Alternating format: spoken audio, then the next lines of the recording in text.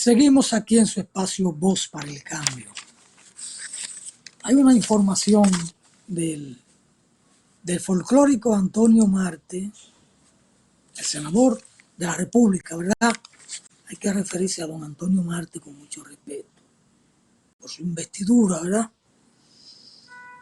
Y a veces uno tiene que reírse. Antonio Marte denuncia tala ilegal de pinos. Eso no es nuevo.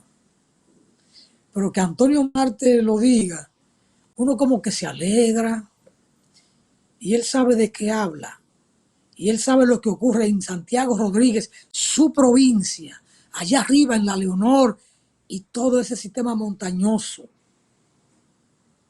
allá, arrancando en Alia de Mar con Restauración, y todo lo que es La Leonor, y el parque Manolo Tavares Justo, y la colindancia ya con Loma Romero por San Juan de la Maguana, la gran tala de árboles, el gran negocio de madera, y cómo se apropiaron de montaña miles de tareas de tierra ahí en esa zona, autoridades, e incluso uno que otro legislador que antecedieron a Antonio Marte, y cómo bajan los camiones cargados de pino, cortados como si estuvieran cortando verdolaga. Antonio Marte lo sabe, el país lo sabe. Yo he ido mucho a La Leonor y cada vez que voy veo bajar, hay que ahorillarse, ponerse a un ladito para ceder el paso a estos camiones que vienen con aquellos troncos. Cada camión baja con 60, 80 troncos de pino. No, tronco de almendra, ¿no? La almendra no crece así. Ni la javilla, ni la llamada javilla americana. No, es pino.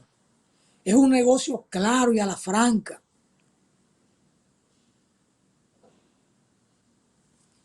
Pero Antonio Marte clama sobre esto. El senador Antonio Marte y comunitarios de la sección El Dajao, por separado cada quien, ¿verdad?, denunciaron una tala indiscriminada de una extensa zona de pino en terrenos de uso comunitario.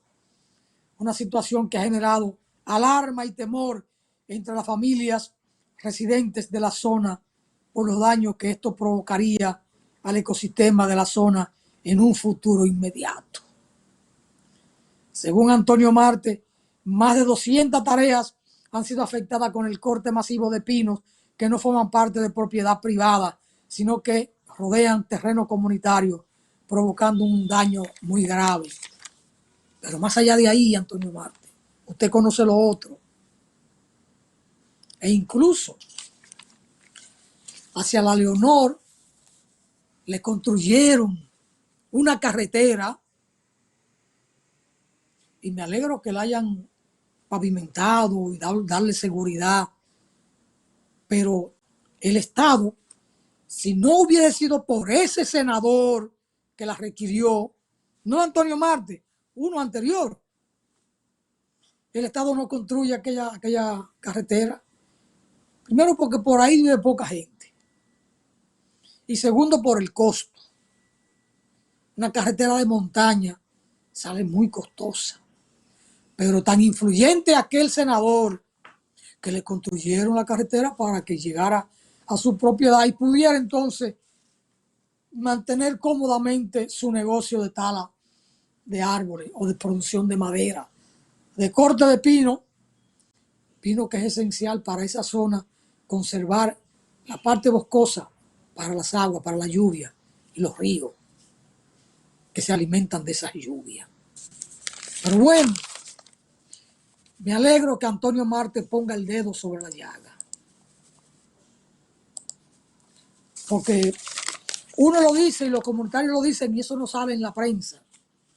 Ahora, si lo dice Antonio Marte, primero porque es Antonio Marte, segundo porque es senador de la República y porque es un hombre folclórico.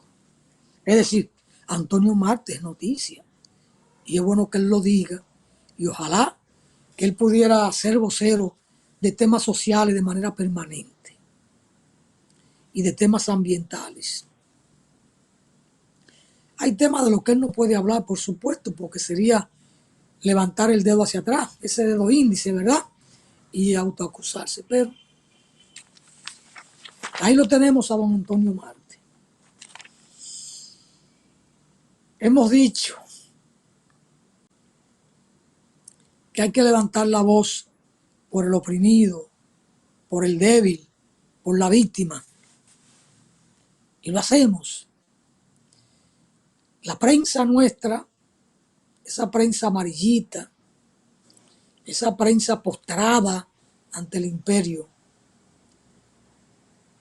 se regodea, se regocija, se alegra y da espacio para la triste realidad de Cuba.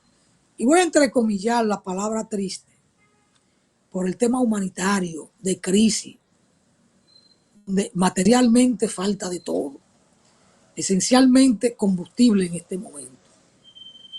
Y el combustible es esencial para la vida, para la industria, para el alumbrado, para la refrigeración en la casa, es decir, para conservar la comida, lo que se pueda tener como comida, para el desarrollo, para el transporte aéreo, terrestre, para preparar tierra con los tractores. El combustible es esencial. Los llamados hidrocarburos. Entonces, con todo el tema del bloqueo por más de 65 años de Estados Unidos contra Cuba, en un acto de abuso, de desconocimiento de los acuerdos internacionales, de lo que ha emanado durante 34 años de la Asamblea General de Naciones Unidas, que ha condenado todos los países del mundo, salvo dos, Estados Unidos e Israel, han condenado el bloqueo norteamericano contra Cuba y han resolutado que cese el bloqueo. Y esas resoluciones han sido desconocidas por Estados Unidos. No solo mantiene el bloqueo ella, la nación norteamericana, sino que además presiona, obliga a otras naciones a bloquear a Cuba, a no hacer negocio con Cuba, a sancionar cualquier barco o buque que haga negocio, que entre a playa cubana, a puerto cubano. Y toda embarcación marítima que toque puerto cubano, la primera sanción es 6 meses sin tocar puerto norteamericano. Y es tan poderosa la economía norteamericana que nadie quiere que le sancionen un buque durante 6 meses sin tocar puerto norteamericano.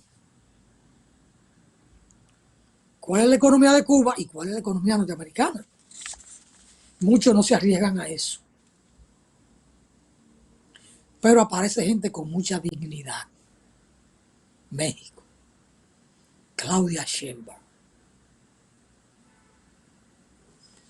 Y mientras en esta humanidad hayan políticos como Claudia, o como el caso de Mandela, de Pepe Mujica, de Andrés Manuel López Obrador, de Gustavo Petro, uno siente que hay esperanza en la humanidad. Independientemente de que aparezca 1, 2, 3 o 10 Donald Trump, habrá esperanza. Habrá esperanza. Los líderes inspiran. Claudia Sheinbaum inspira. Y decía que estos medios como que celebran. Sin petróleo, sin vuelos y con un peso en mínimo, Cuba cruje bajo la presión de Estados Unidos. Y el periódico El Diario Libre le da toda una página. No a la página para llamar a la comunidad internacional a ir en solidaridad con Cuba, no. Es para exponer el poderío de Estados Unidos con el bloqueo. No para decirle a Estados Unidos que respete las resoluciones de Naciones Unidas que ha condenado el bloqueo durante 34 años. Y decirle, señores de Estados Unidos, desmonten el bloqueo contra Cuba porque es criminal. No. Se solazan en la desventura del pueblo cubano, sin el más mínimo sentido de humanidad. El resultado es desastroso para el turismo, un puntal de la economía de la isla. ¿Por qué no claman que tumben el bloqueo, que quiten el bloqueo y que le permitan a Cuba vivir con el modelo que tienen? Y al tiempo que quitan el bloqueo, digan, hagan elecciones, respetando el derecho que ellos tienen a escoger su camino. A Estados Unidos nadie le ha impuesto un camino distinto al que ellos han escogido. Sin embargo, hay condena contra acciones violentas de Estados Unidos contra los pueblos del mundo. De salir a bombardear pueblos. Contra eso hay condena. De salir a secuestrar presidente. De dar golpe de Estado. Y después salen con el cinismo de, no era por eso. Ahora dice Marco Rubio, lo dije ayer, que el tema de Maduro fue porque Rusia y China estaban teniendo a Venezuela como base para intervenir comercialmente en América Latina. Es decir, no era el tema de narcotráfico, porque ese es un cuento de camino de Estados Unidos. Aquí lo hemos dicho N veces. Cuando Estados Unidos tenga interés en tumbar el narcotráfico, lo hacen 24 horas. Ellos son los mayores consumidores de los narcóticos. Ellos como sociedad. Y son los que más se benefician del dinero sucio del narcotráfico. Ellos son los que más lavan dinero del narcotráfico. En el sistema bancario formal norteamericano se lavan los cuartos, los dineros del narcotráfico.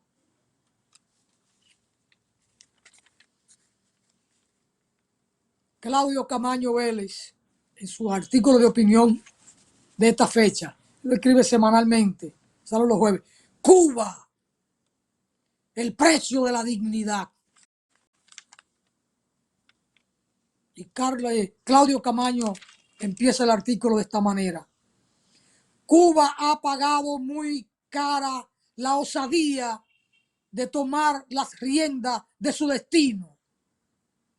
Quizá tuvo la ingenuidad de creer que el derecho internacional funciona y la Carta de las Naciones Unidas se respeta. Desde 1959, el gobierno estadounidense se propuso hacer colapsar la revolución cubana, fomentando malestar social y económico en la población. No por comunistas, ni porque fusilaran criminales y corruptos, sino porque era intolerable que en su patio trasero un país se creyera el cuento de la soberanía. En 1959, Cuba era un mal ejemplo para el servilismo imperante en el continente. Servilismo que aún se mantiene y Cuba continúa siendo un mal ejemplo. Gracias, Claudio Camaño, por tus palabras, por tu escrito, por tu valentía, que aún siendo un funcionario de un gobierno servil, de un gobierno arrodillado, tú sigues levantando la voz por Cuba y por los oprimidos. Gracias, Claudio Camaño Vélez. Un abrazo. Pausamos y no se vayan, que hay mucho más en Voz para el Cambio. Pausamos, Natanael.